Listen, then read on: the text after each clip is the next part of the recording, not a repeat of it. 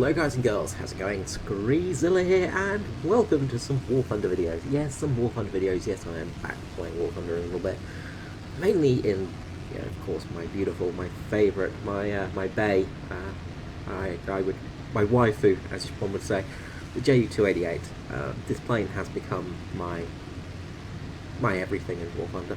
And pretty much the only reason I play still, in all honesty, which is quite sad, but I love this plane. It's so enjoyable to play. It's sometimes a challenge, and it can be really just a cruisy plane to play as well. If you want to actually make it hard, you can make it hard for yourself. If you want to just cruise around, you can just do that. And I love just cruising around. I love just flying bombers. And look, if the bomber situation wasn't as dire as it is in-game, I would be flying bombers more often. Unfortunately, as people know, bombers are really not doing very well in War Thunder. A lot of hate towards them, and, a lot of despair and despise when they see them on a team, and people go, oh, you ruined the game, blah blah blah. But they do have their uses, and I would like to state the case for bombers, and I'd like to also talk about how to fly a medium bomber. Now, we've got one Ju-288 that's to my right here, and he was probably going for the middle base. Asked him, didn't get a reply. Now, I've got a P-51 coming in on my front. Now, he's turning a little bit, so that's some good news, but he's going to come head-on towards me, so we're going to roll here and try and get underneath him, and avoid those nasty 50 cows. And keep rolling just to make it a harder target. We roll underneath the 50 cows, and that means that he's also in a position where he can't really get us back because we've got more speed than him. So we're in a good position. Now, I've asked the guy of the other Ju-288 whether if it dropped, didn't get a reply, and was not sure if it dropped on the middle base, so I was heading towards the airfield expecting the middle base to go pop. The Mustang has pulled off now. There's an F4U coming down, can't speak. There's an F4U coming up underneath me as well, so just keeping an eye on that one. Coffee, sir. Yeah, I'm drinking coffee as I do. It's bloody cold in Australia. As some YouTubers have said, one of the War Thunder YouTubers have said, it's too hot at the moment. I look at you, Napalm Rat, I look at you, and oh look, I understand completely. When I lived in England, about 2004 I think it was, we had a massive heat wave. Right, another P-51 is coming in on me now, so I'm going to have to go for this middle base. Now, we've got two HE-177s on our team, and they need me to get this base so they can hit the airfield. We dropped the bomb. We also noticed there was a P-51 coming in on our left-hand side, so we're going to want to get some speed and get away from this guy. So this guy's coming in on a back section, so we're going to dive. Now, one of the issues with the Ju-288 now is War Thunder Gaijin, have done a silent nerf of the plane, and you will find that video on my channel. Basically, it's the fact they've nerfed the dive speed of this plane and its general speed. You have rip warnings much earlier. So once you're above sort of about 350 miles per hour at sort of about at 10,000 feet, you will basically rip your wings, and that never used to happen. It doesn't happen for any other planes. Now, as you can see, we've got pretty much the whole of the American and British Air Force on us right now. We've got Tempests, we've got P-47s, we've got God knows what else on us. I think we've got a Corsair on us as well. We've got, we've got everything on us, basically. We've got half the enemy team on us. So what we're going to do now is just dive the hell away from them. You can see what defensive flying I was doing. I was just rolling a little bit, pushing the plane away. But what I'm going to do now is just drag the enemy planes lower, and they're going to keep following for a little bit. And a few of them have broken off, but the Tempest is going to follow me down. And that's not good for the Tempest, because he's just completely lost his altitude advantage. So has a lot of the other planes. Now, unfortunately, the rest of our team's fighters were not in a position to punish them. We had a couple of fighters in the area, but they were a bit far away from me. Both of them trying to take out the AB-4 there. We have one above us, which is handy. And he is going to punish some of those Mustangs which have lost their altitude.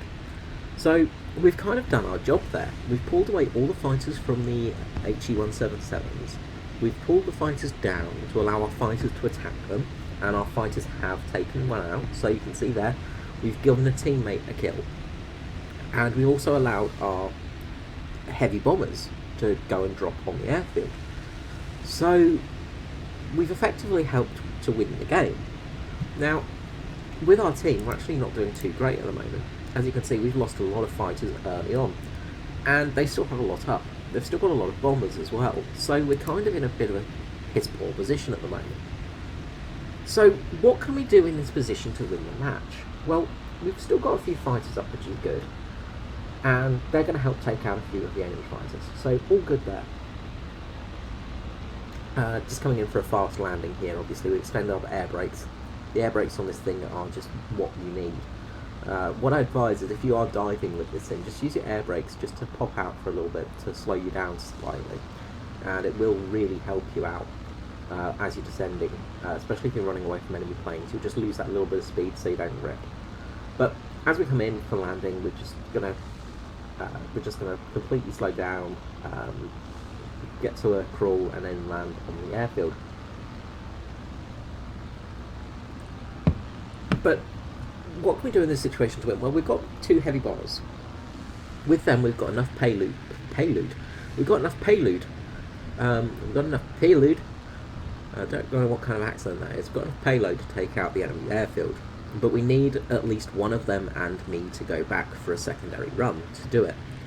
So we're going to come down, nice soft landing here. And as we land, just check out what's happening. So we can see our teammates have punished those planes that came down. One Spitfire is actually around there as well, and they've taken out a fair few enemy fighters, which is great. So we've landed. We're just going to check our horizons, keep an eye out, and also keep an ear out, because right now I'm listening and there's something weird going on above me. And I'm sort of thinking, okay, repair. Looking around, just keeping an eye on things. I'll switch back to the player vision now, and we'll see about it in a second. So, with this airfield, you do get a ground start. So something to keep in mind: you have to sort of be ready to take off. Luckily, this is a long airfield. So, getting ready, we throttle up, we look around, keep an eye out. I can still hear an engine or something above me, and then there's a red dot above me. And all of a sudden I'll see the airfield flak starting to fire off, and there's a B-29 above me. Oh shit. So what we do is we bank hard left, because we know there are bombs coming down, because there is no way he would fly this low and come at us like this. And there are the bombs landing now, and they're landing in our path, so we are just going to try our best to take off. Now, obviously I was not in player, I was not looking behind me at this, but his bombs just finished at the airfield, so he luckily missed us completely. But that could have been a really, really useful kill for him. So what we're going to do now is we're actually in a bit of trouble now, because we're not going fast enough to get enough lift, so we're kind of in a slight stall. And I want to watch out for that B-29, make sure he doesn't ram me or something. Also, B-29s have many 50 cals, and 50 cals are overpowered. So we're just going to scooch around here a little bit and start getting away from this B-29. He's got in a dive and he's on fire, so he's not going to make it. He's going down, he's crashing. We're safe now. Shoot a little bit just to see if we can get some, you know, maybe a assist or something. But anyway, that's done and dusted. We've got there, and our HE-177s are coming into land as well. Now we've got a fighter going to their airfield, and we've got one fighter coming back to see us. So what I'm going to do here is just circle a little bit and sort of see what's happening on my map, because they've got a couple of bombers up. So right now we can see with our team score there are 2 bombers and possibly 3 fighters. Now this one is an unknown, although I have seen him in the match. I didn't really recognise him, and he's actually the Corsair, whereas we've also got a Mustang and something else. So we know there are a couple of fighters around, and we're just going to be wanting to sort of make sure we don't get sort of sniped or anything as we're taking off. Just keep an eye out around our airfield. It's looking clear, everything's looking okay. Now there's 2 ways we could have done this. We could have stayed with a group and done a formation flight, or one of us could break off. Now the beauty of the JU-288 is you've got some serious speed behind you, so you know, with those twin they're not GMO engines, are they? I can't remember now exactly which engines they are, but they're they're DB11, the the Daimler Benz engine. But anyway, the W16s. No, something smaller than that, isn't it? W24s. Sorry, brain was completely dead there. Yeah, W24s. So basically, you've got the same engines as the HE177. You've only got 2 of them, but you're a much lighter plane. So you've got a fair amount of poke for you. So what we can do now is try and get to their airfield and get a drop done. Now we can get 2 runs in before the match ends without any trouble, but what we can also do is scout. We can see Reaper over there is going to their airfield. So we've got some eyes on their airfield, we can see what's landing and what's not. The other thing is we can get some good climbing done. Now, the idea here is to work as a distraction. So basically what we want to do is let our HE177s get sort of to the airfield. They're the most important ones to get their payloads off. Unfortunately, one of the HE177s has just gone completely around the arse end of the map and hasn't landed yet, so that's kind of annoying. But I suppose he was just trying to, avoid any fighters. But yeah, it's kind of doesn't make the win a little bit easier here. But he is going to land now at least. So off we go into the air, and we're just going to try and scout out now. And we can see now that we've got the bit of height on us. We can see that TG Reaper there is taking out the PP4Ys. Of course, PP4Ys are extremely powerful about 40% of the time. The other 40% of the time, their tails just drop off. So he's going in to attack them. Let's see. So, as we can see here, Mr. Salty Balls, we're on board right now. A lovely tail view. But he's in the middle of a fight. He's got the BF-109 coming in on this side. Coming around, and he's wiggling too much, which isn't helping because his gunners aren't going to fire. So he's down. Sunshine Bear has now got a chance, but again, wiggling a little bit too much maybe, and not going towards his gunners. So, yep, again, taken down. Of course, Reaper there just going underneath him. So he's taken down. But unfortunately, this Mustang is now on BF-109's front, taking him out, but he's crashed. No, he hasn't. He managed to pull it up, but he's damaged his engine. So this Mustang has actually damaged its engine. So I wondered what happened to it from the match. So now we know that it's basically bollocksed up its engine or its propeller with that beautiful belly landing there. So he's now out of the match. We don't know that for sure yet. None of us over on this side of the team know that. And unfortunately, we didn't get any information about it either. So we don't know he's gone, but he was also close enough to the airfield to maybe get a landing and a repair. But what we do have is still a Corsair in the air. We've got an F4U in the air. We don't know exactly where it is. So this is where scouting comes into effect. So we're just going to try and scout out our opponents, see what we can spot right now. And playing this sort of role in a medium bomber is really quite useful, especially if you've got speed. So it doesn't really work for many nations, only really Germany, maybe Japan. Some of their medium bombers are relatively nippy. No joke or pun intended there. They're relatively fast. But the Germans have the much faster planes. So we've got the Corsair spotted, and he's not going for us. So we now know he's going for our HE177.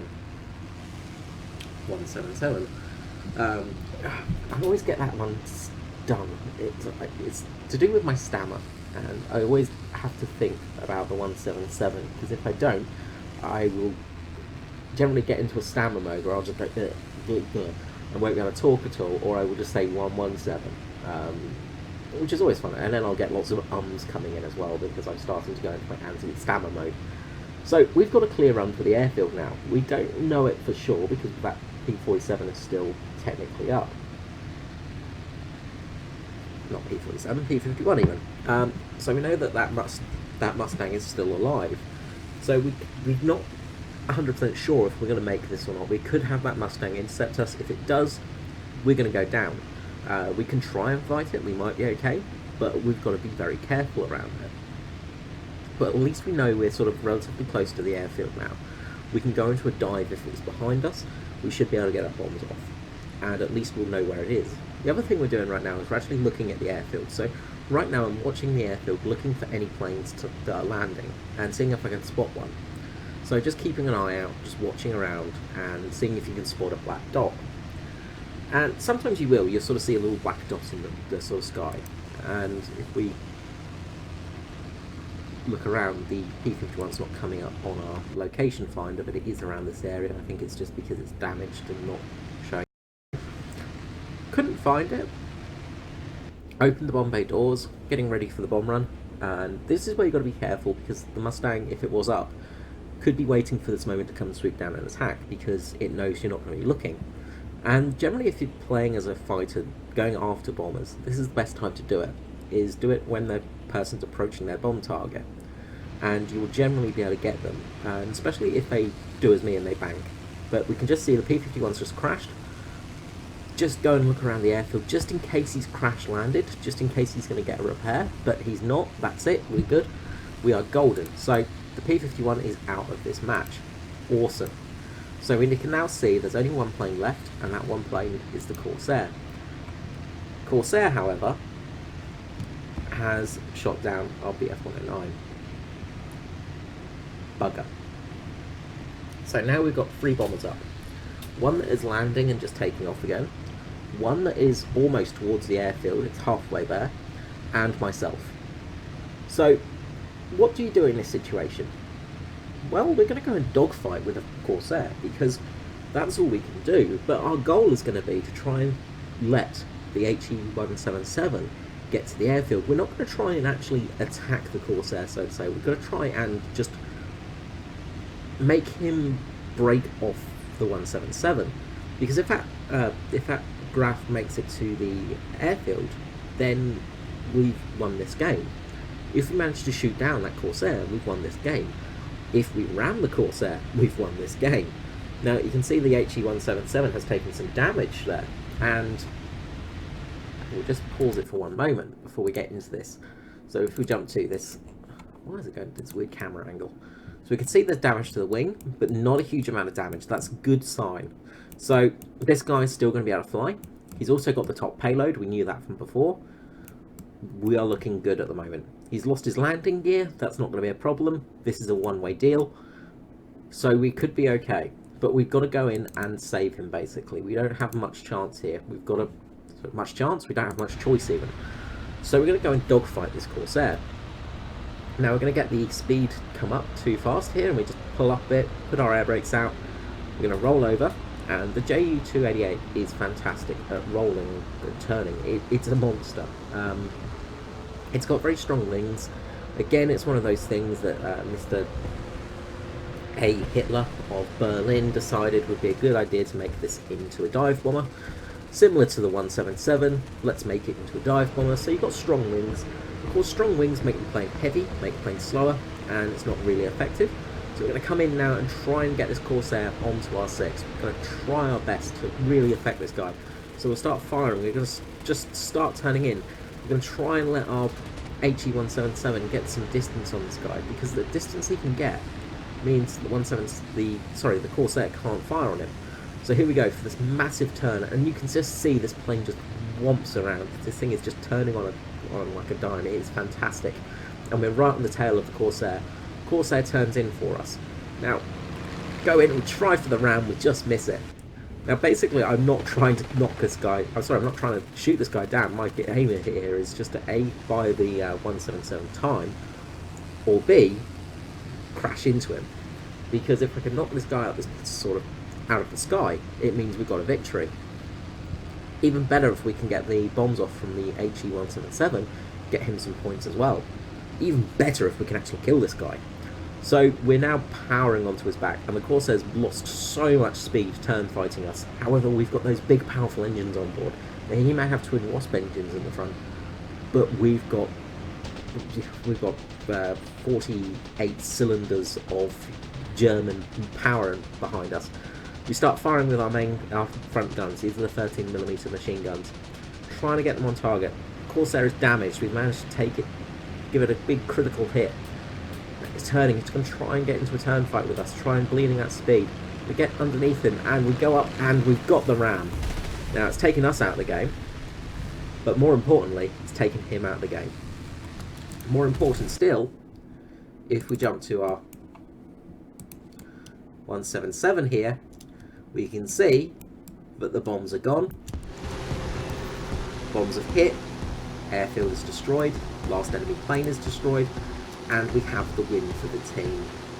Alright, let's just jump to the post-battle screen results. And with that, we see just how useful bombers can be at the end of a match. I do love getting a bomber victory.